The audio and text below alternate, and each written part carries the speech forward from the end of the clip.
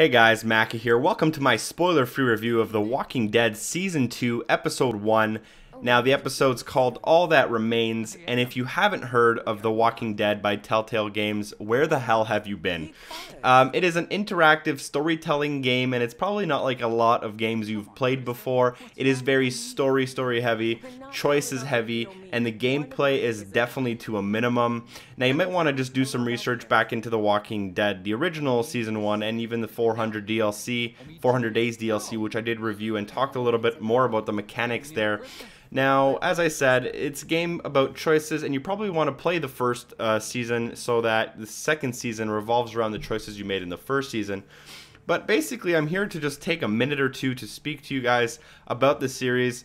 You know it's going to be a good review. They can't really make a terrible game, just based on the fact that it's more or less a lot of the same from the previous stories. Now, in this story, you play kind of a little bit in the future, about a year and a half further on from where Season 1 ended.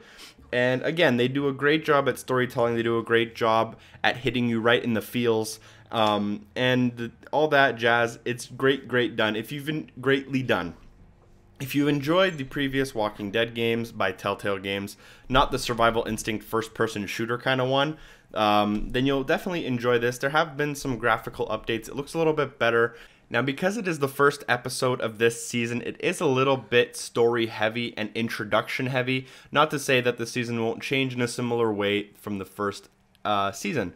So basically, there's not a hell of a lot to say. I really do recommend this experience. It is a storytelling experience, and it hits home. It's well made, and even so better than the first season. Now, there are a few really small problems I do really want to touch on. Number one, I played on the Xbox 360, and I don't know if it was just a personal issue or what, but I did have a little bit of performance issues with my frames per second FPS, dropping down to probably 10 or 15 per second there, and I don't know why that happened. I know this is currently available starting November 18th on all platforms, including Steam, PlayStation, Xbox, even iOS supports this.